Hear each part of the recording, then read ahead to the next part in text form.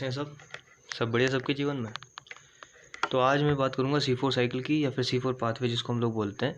इसको हम हैच और स्लैग पाथवे भी बोलते हैं और इसको हम एक और चीज़ बोलते हैं कार्बन डाइऑक्साइड कंसनट्रेटिंग मैकेनिज्म। क्यों? क्योंकि इसमें जो CO2 है सिर्फ CO2 ही जाती है रिएक्शन में।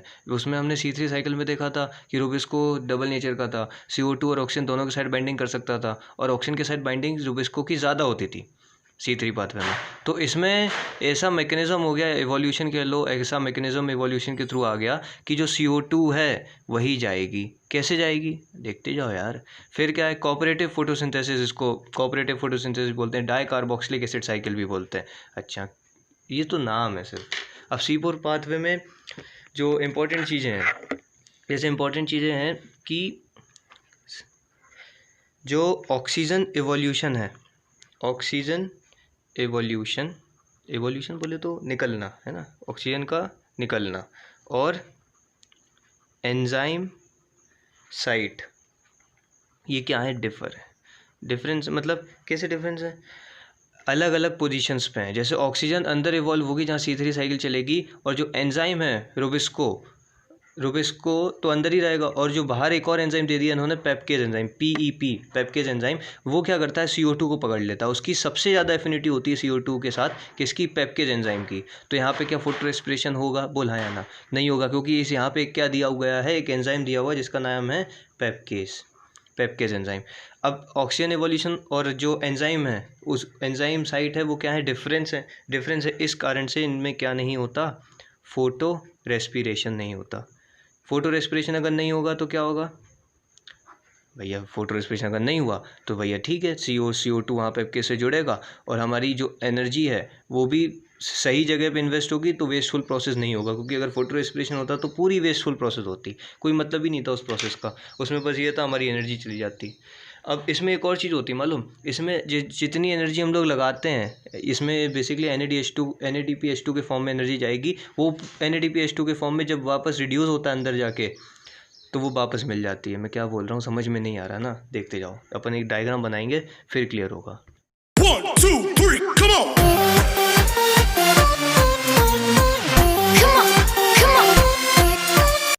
बिल्कुल टेंशन मत लेना, ये क्या मैंने 2 बॉक्स से बना दी सिंप्लीफाई करने के लिए। आप NCERT में देखोगे तो उन्होंने RBC जैसा शेप बना के रखा हुआ है, तो अपन थोड़ा सिंपल करेंगे।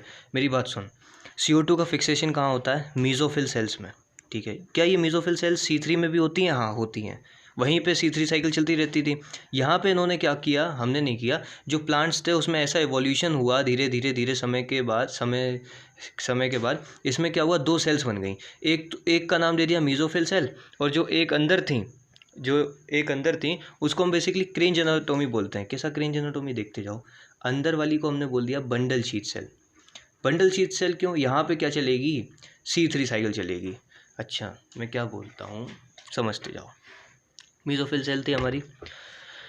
सेल थी, ठीक है। मैंने बताया था यहाँ क्या होता था, बाहर क्या है एटमॉस्फेयर में, CO2, ठीक है। उसको CO2 को कौन पकड़ेगा, CO2 को पकड़ेगा PEP।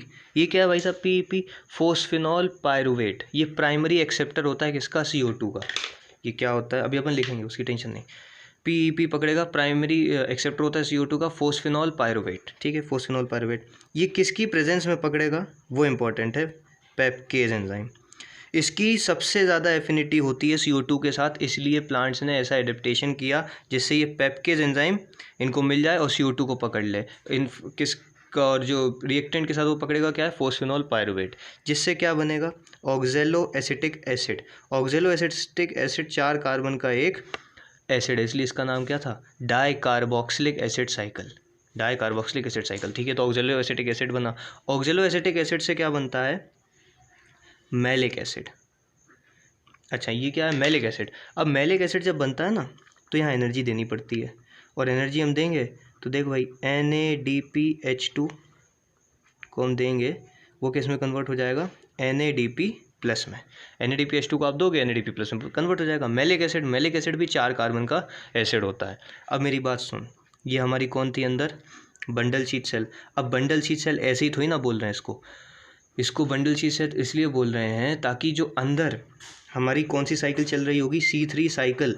वहाँ पे सिर्फ और सिर्फ कौन जाए, CO2 जाए, ऑक्सीजन जा ही ना पाए। क्यों? अगर ऑक्सीजन चला गया तो क्या होगा, अंदर कौन बैठा है, रुबिस्को। रुबिस्को का नेचर कैसा होता है, दो तरीके का, CO2 और ऑक्सीजन दोनों के साथ फिनिश, मतलब दो, समझ लो ना, कुछ कुछ ऐसे होते हैं ना, दो दो चाहिए, तो वैसा नहीं है ना।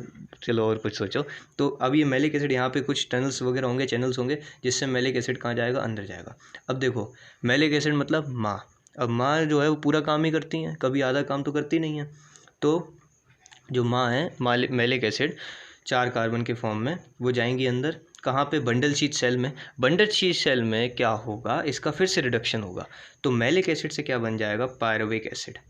क्या बन जाएगा, पायरुविक एसिड। पायरुविक एसिड कितने कार्बन का होता है, 3 कार्बन का होता है। अच्छा, रिडक्शन हुआ तो क्या होगा, NADP प्लस से NADPH2 बदल जाएगा। मतलब कि यहाँ हमने एनर्जी दी थी NADPH2, वो यहीं हमें एनर्जी वापस मिल गई। तो क्या इसमें एनर्जी का थोड़ा सा भी लॉस हुआ, बोल हाँ या ना। अरे हुआ कि नहीं हुआ, नहीं हुआ ना। तो NAD प्लस से क्या बन गया, NADPH2, तो एनर्जी तो कंजर्वेशन हो गया। साथ ही साथ यहाँ पे और एक और चीज़ निकलती है, वो है CO2। जो CO2 बाहर से ऑक्जेलो एसिटिक एसिड के फॉर्म में पकड़ के लाई थी माताजी मैलिक एसिड, वो उसके रिडक्शन से CO2 भी निकल जाएगा। ठीक है, CO2 भी निकल गया। अब यहाँ पे अंदर हमारी कौन सी साइकिल चल रही होगी, C3 साइकिल। और यहाँ पे कौन प्रेजेंट होगा, Rubisco, ribulose 1,5 bis phosphate carboxylase oxygenase. हाँ, ऐसा मंत्र टाइप का नहीं लग रहा, ribulose 1,5 bis phosphate carboxylase oxygenase. तो रुबिस्को प्रेजेंट होगा, अरे रुबिस्को प्रेजेंट होगा, रुबिस्को प्रेजेंट होगा।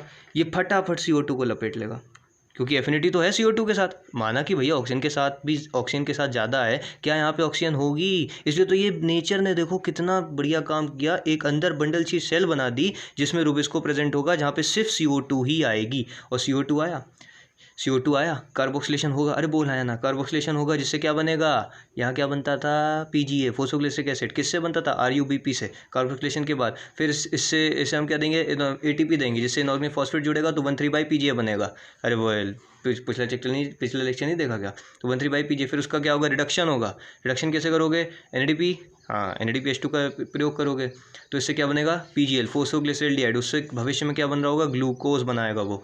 और फिर RUMP को हम ATP देंगे 6, जिससे हमारा वापस RUBP बन जाएगा। तो ये C3 साइकिल। अच्छा ठीक है भैया, पायरुविक एसिड तक तो हमारे बात क्लियर हो गई, लेकिन यहाँ पे जो फोस्फेनॉल पायरुवेट का आपने इस्तेमाल किया, ऐसे तो वो ख़त्म हो जाएगा। अरे रुको तो तनिक, ये पायरुविक एसिड जो है, यहाँ वापस चैनल होगा इसका या टनल होगा, तो पायरुविक एसिड बाहर आएगा मीजोफिल सेल्स में, जो कि 3 कार्बन का था, बहुत प्यार से वो बाहर आएगा। और पायरुविक एसिड से क्या बना देगा, पेपकेज, रीजनरेशन करा देगा किसका, फोस्फेनॉल पायरुवेट का, पॉपकॉर्न पेप। तो फोस्फेनॉल पायरुवेट का क्या करा देगा, रीजनरेशन। यहाँ पे एक एंजाइम लगता है PPDK एंजाइम, PPDK एंजाइम। बोल क्या बोल, PPDK एंजाइम। इसका नाम क्या है, पायरुवेट, लिख लेना अगर लिखना चाहो तो, कोई ज़बरदस्ती नहीं है। Pyruvate phosphate dikinase, pyruvate phosphate dikinase, PPDK enzyme लगता है। और थोड़ी सी ATP लगती है, थोड़ी सी बोले तो लगती तो है, हाँ लगती तो है भाई साहब। क्या है, ATP, क्या लगेगा, ATP लगेगा, और वो कन्वर्ट हो जाएगा AMP में, मोनोफॉस्फेट। अच्छा ये इसकी अगर मैं बताऊँ तो नियरली इक्वल टू 2 ATP। ठीक है, 2 ATP, मतलब 2 ATP की एनर्जी लगेगी, जिससे क्या बनेगा, AMP PPDK एंजाइम के प्रेजेंस में पायरुविक एसिड को किस में कन्वर्ट करा देगा, फोस्फेनॉल पायरुवेट में, PEP। तो मेरी बात सुन, यहाँ तक तो क्लियर है, समझ में भी आ जाता है। सुनो, क्वेश्चन पूछता है कि क्या रुबिस्को और रुबिस्को CO2 से ही बाइंड करता है इन C4 साइकिल। हाँ, क्यों ऑक्सीजन से बाइंड नहीं कर पाता, क्योंकि इनकी जो साइट होती है और CO2 फिक्सेशन की और रुबिस्को की, वो अलग अलग हैं। CO2 फिक्सेशन कौन करता है, फोस्फेनॉल पायरुवेट करता है, किसकी प्रेजेंस में करता है, पेपकेज एंजाइम की प्रेजेंस में करता है, जिससे क्या बनता है, ऑक्जेलो acetic acid, which is a 4 carbon acid. फिर इसका क्या होगा, हम एनर्जी देंगे NADPH2, तो NADP प्लस में कन्वर्ट होगा, मैलिक एसिड बनेगा। मैलिक एसिड मतलब माँ पूरा काम करेगी कि नहीं, तो अंदर जाएगी कहाँ, बंडल शीट सेल में। अच्छा बंडल शीट में किस चीज़ जाएगी, इसके लिए थोड़े से टनल्स होते हैं या चैनल्स होते हैं। मैलिक एसिड का होगा, फिर से रिडक्शन NADP+ से NADPH2 बनेगा और CO2 निकल जाएगा। डीकार्बोक्सिलेशन, उसको कौन लपेट लेगा? रुबिस्को पकड़ लेगा, वो अंदर पहले से ही प्रेजेंट था और C3 साइकिल चलेगी। तो देखो C4 साइकिल में क्या हमें थोड़ा सा भी लॉस हो रहा है इन मतलब फोटो रेस्पिरेशन हो रही है क्या? नहीं हो रही। तो एनर्जी हमारी सही जगह पे जा रही है जिससे ग्लूकोज बनता जा रहा है। अच्छा, ये तो बात क्लियर है। हाँ भाई, ये पेड़ हमें मतलब ये जो C4 प्लांट्स होते हैं वो कहाँ मिलते हैं? ड्राई ट्रॉपिकल रीजन्स, क्योंकि वहाँ पे उन्हें क्या करना है? पानी का भी बचाना है, पानी को भी बचाना। पानी के बचाने के लिए तो पता है एक अलग ही साइकिल होती है, कैम साइकिल, वो डेजर्ट प्लांट्स में देखने को मिलती है। तो ये कहाँ पर मिलेंगे हमें? ड्राई ट्रॉपिकल रीजन्स में मिलेंगे। ठीक है, इसका एग्जाम्पल देख भाई, एग्जाम्पल में याद रखना है जय माँ सरस्वती।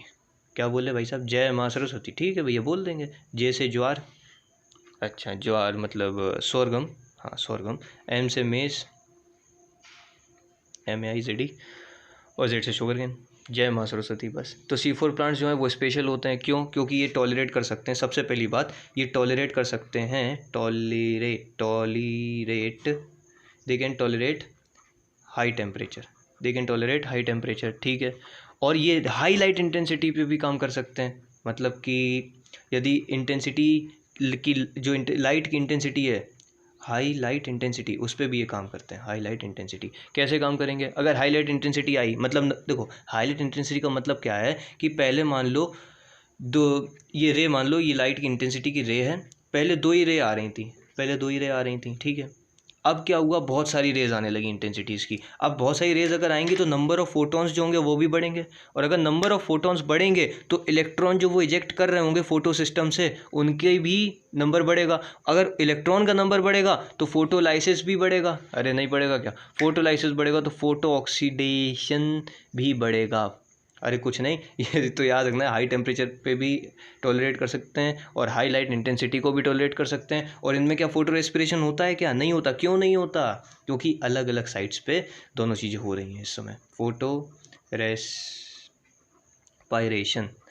फोटो रेस्पिरेशन भी नहीं होता, ठीक है। और एक और बात याद रखना कि इसमें CO2 की कमी कभी नहीं होगी, क्योंकि एनवायरनमेंट में CO2 है और उसको कौन पकड़ेगा? फोस्फेनॉल पायरुवेट, किसकी प्रेजेंस में? पेप्केज एंजाइम की सबसे ज़्यादा एफिनिटी किसके साथ होती है? CO2 के साथ। तो क्या कभी ऑक्सीजन बाइंड कर पाएगी? अरे बोल हाँ या ना? नहीं कर पाएगी, ठीक है। अब जो एक और चीज़ है ना, इसमें क्रेंज एनाटॉमी मिलती है। NCERT पढ़ोगे तो लिखा उसमें कि क्रेंज एनाटॉमी मिलती है। क्रेंज एनाटॉमी मतलब कि मीजोफिल सेल में CO2 फिक्सेशन होगा, बंडल शीट सेल में C3 साइकिल चलेगी, बस। अरे बोलना यार। और अगर थोड़ा अपन और डिटेल में चलें, जो बंडल शीट सेल्स होती हैं, बंडल शीट सेल जो होती हैं, इनकी जो सेल वॉल होती है वो थिक होती है as compare to mesophyll cell में थिन होती है। और इसमें इंटरसेलुलर स्पेस से भी एब्सेंट होते हैं बंडल शीट सेल में क्या और क्या चीज़ें कम होती हैं? जैसे इसमें इंटरसेलुलर स्पेस नहीं होते, इसमें इंटरसेलुलर स्पेस होते हैं। इसमें क्लोरोप्लास्ट का जो एरिया के लो, सरफेस एरिया के लो, लार्ज नंबर ऑफ क्लोरोप्लास्ट, बहुत ज़्यादा मात्रा में होते हैं क्लोरोप्लास्ट, इसमें उतनी मात्रा में नहीं हो पाते। समझे कि नहीं समझे? अच्छा, ये भी ठीक है भैया, ये भी हो गया। अब इसका अगर मैं एक बार लास्ट बार एक पूरा क्लियर करूं मैकेनिज्म, तो देखो भैया, कार्बोक्सिलेशन कहाँ हुआ? मीजोफिल सेल में। क्वेश्चन एक NCERT में एक पूरा पेज दिया हुआ है, उसमें पूछता है कि कार्बोक्सिलेशन C3 साइकिल में और C4 साइकिल में कहाँ होता है? C3 साइकिल में मीजोफिल में होता है और C4 साइकिल में भी मीजोफिल सेल्स में ही होता है। C3 में तो मीजोफिल में हो गई, एक ही सेल है यार, सही समझा। तो इनिशियल जो CO2 फिक्सेशन होता है वो कहाँ होता है? मीजोफिल सेल में, C4 साइकिल में, ठीक है। ट्रांसपोर्ट की बात करें तो C4 एसिड जो है वो जाएगा लेके बंडल शीट सेल में मैलिक एसिड के फॉर्म में, CO2 को डीकार्बोक्सिलेशन होगा, उसको रुबिस्को पकड़ेगा और C3 साइकिल चलाएगा, जिससे क्या होगा? ग्लूकोज बनता जाएगा। ये तो हमारी C4 साइकिल थी। इसके लिए अगर तने ATP कैलकुलेशन करनी है तो वो भी कर ले भाई। ATP कैलकुलेशन को छोड़ें अगर इतना पड़ा है तो देख भाई, कुछ नहीं, ATP कैलकुलेशन C3 साइकिल में कितनी ATP लगती थी? याद होना चाहिए यार आप लोगों को। कितने? 18 ATP तो डायरेक्ट लगते थे, वो 12 इधर लगते थे, फिर 6 रीजनरेशन में लग जाते थे, और फिर NADH2 कितने लगते थे? 12 NADPH2, 12 NADPH2। ये एनर्जी के सोर्स होते हैं और कुछ नहीं होते। अभी इतना डिटेल में जाना ही नहीं है। अब C4 में देख भाई, NADPH2 के लग रहे थे जितने, देख लो कोई दिक्कत हुई ना? यहाँ एक NADH2 लगा था तो वो वापस एक NADH2 में कन्वर्ट हो गया था। अरे बोल आया ना? हाँ। अब यहाँ पे सुनो, यहाँ एक ATP लग रहा था। अरे बोल हाँ कि ना? यहाँ एक ATP लग रहा था, लेकिन क्या CO2 एक ही बार जा रहा होगा ग्लूकोज बनाने में, हम किसकी बात कर रहे हैं, पूरा ग्लूकोज बनने में। तो 6 बार CO2 जाएगा, 6 बार CO2 जाएगा ना। ग्लूकोज के कार्बन कितने होते हैं, C6H12O6, 6 कार्बन। तो एक कार्बन जब गया होगा तो 1 बाय कुछ मतलब 12.5% ग्लूकोज बना होगा। तो कितनी बार यहाँ पे 6 अगर CO2 लोगे, 6 बार CO2 जाएगा तो यहाँ कितनी ATP लगेंगी, 6 ATP। तो 6 ATP से कितने, 6 ATP 6 MP। हाँ, तो मैंने बताया था ये नियरली इक्वल्स टू कितना, 2 ATP। 6 ATP 6 MP, तो 6 × 2 12 ATP। तो C4 साइकिल में कितने ATP लग रहे हैं, 12 ATP। तो टोटल कर दे भाई, अब गणित तो थोड़ा बहुत पढ़े होगे। तो 30 ATP ये और 12 NADPH2 ये, ठीक है। बस ये हमारी क्या है, C4 साइकिल है। याद रखना फोटो रेस्पिरेशन के बिल्कुल चांसेस ही नहीं है, और CO2 तो कभी लिमिटिंग फैक्टर होगा ही नहीं। इन्वायरमेंट में 0.03 कंसनट्रेशन है, बहुत है। अब उतने में भैया फिर भी तो CO2 कितना है यार, CO2 को पकड़ेगा फॉस्फोरस पायरुवेट इस प्रेजेंस ऑफ पेप्टेज एंजाइम, और फटाफट इसका क्या करा देगा, रिएक्शन करा देगा, जिससे C3 साइकिल जो अंदर चल रही होगी बंडल शीट सेल में, इससे हमें सिर्फ क्या मिलेगा, ग्लूकोज मिलेगा। किससे मिल रहा होगा, PGAL, फोस्फोग्लिसरेल्डिहाइड जो बन रहा है, 2 PGL, हाँ ठीक है, 3 PGL, ट्वाइस ऑफ 3 PGL, तो हमें क्या मिल जाएगा, ग्लूकोज। ये पूरा C4 साइकिल था। अब इसके है ना 2-3 क्वेश्चन बचते हैं जो नीट में आए हुए हैं, मैं सोच रहा हूँ करा दूँ इसी लेक्चर में।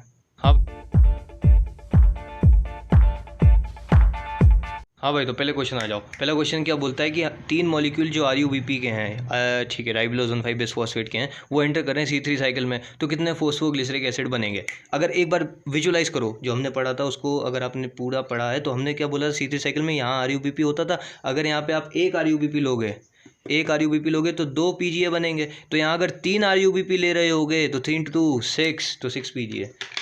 क्या बोल दिया भाई साहब आपने, नहीं समझे, देख लो भैया, यही बात हो जाती है। देखो, जब हम यहाँ पे 6 RUBP लेते थे तो 12 3 PGA, तो यहाँ अगर एक लोगे तो कितना बनेगा, अरे लो ना, एक लोगे 2 बनेगा, तो 3 लोगे तो कितना बनेगा, 3 × 2 6 PGA नहीं बनेगा क्या। नेक्स्ट क्वेश्चन देखते हैं। तो नेक्स्ट क्वेश्चन वो बोलता है कि यदि 5 मॉलिक्यूल CO2 के एंटर करेंगे C3 साइकिल में तो कितने ATP और कितने NADPH2 लगेंगे। तो अगर पुराना वीडियो खोलो या फिर आपने अगर कुछ वहाँ देखा हो तो मैंने लिखा था एक CO2 के लिए कितने लगते थे, 3 ATP लगते थे ना। तो देखो वो क्या बोल रहे हैं, हम डायरेक्ट अगर पहले विजुलाइज करें तो 5 मॉलिक्यूल CO2 के लग रहे हैं। 6 मॉलिक्यूल जब लगते तो कितने लगते थे, 18 ATP। अरे बोल हाँ या ना, इतना तो होना चाहिए, 18 ATP लगते थे। तो अगर 6 जब लगते थे, तो अगर 5 लगेंगे तो 3 माइनस कर दे। नहीं आ रहा समझ में, देखो इधर आ जाओ वापस। जब यहाँ 6 CO2 लगे थे तो यहाँ 12 और 6 18 ATP लगते थे, ठीक है, और कितने 12 NADPH2 लगते थे। अब वो बोल रहा है कि 5 CO2 आपने दिए, 5 अगर CO2 दोगे, चलो एक से पहले रिलेट करो, जब यहाँ पे एक CO2 देते थे तो 2 ATP लगते थे। कितने लगते थे, 2 ATP एक के लिए। तो 5 के लिए कितने हो जाएंगे, 5 × 2 10, और यहाँ पे 2, क्योंकि भैया एक देते थे तो 2 लगते थे, तो 5 दोगे तो 5 × 2 10, और ये कितना हो जाएगा, 10 और 5 15, 10 और 5 15। नहीं आ रहा क्या समझ में, रुक जाओ डायग्राम बनाते हैं दूसरा। देखो कुछ नहीं, सिंपल सी चीज़ है। वो बोल रहा है कि उसने क्वेश्चन में क्या बोला, क्वेश्चन कहाँ गया, 5 मॉलिक्यूल CO2 के एंटर करेंगे। तो देखो सबसे पहली बात, जब एक RUBP यहाँ पे एंटर करेगा तो यहाँ पे 2 PGA बनेंगे, और ये 2 13 बाई PGA, और ये सब 2 3 PGL फोस्फोग्लिसरेट और RUMP। तो अगर मैं यहाँ पे 5 CO2 दूंगा तो मतलब साइकिल कितनी बार चल रही होगी, 5 बार, ठीक है, 5 बार साइकिल चल रही होगी। एक CO2 देता था तो यहाँ पे कितने लगते थे ATP, बोल हाँ या ना, 2 ATP लगते थे, बोल हाँ या ना, 2 ATP लगते थे, ठीक है। तो अगर मैं 5 दूंगा तो 5 × 2 10 नहीं हो जाएंगे क्या, तो यहाँ पे 10 ATP लगेंगे, जो कि किस में कन्वर्ट होंगे, 10 ADP में, ठीक है।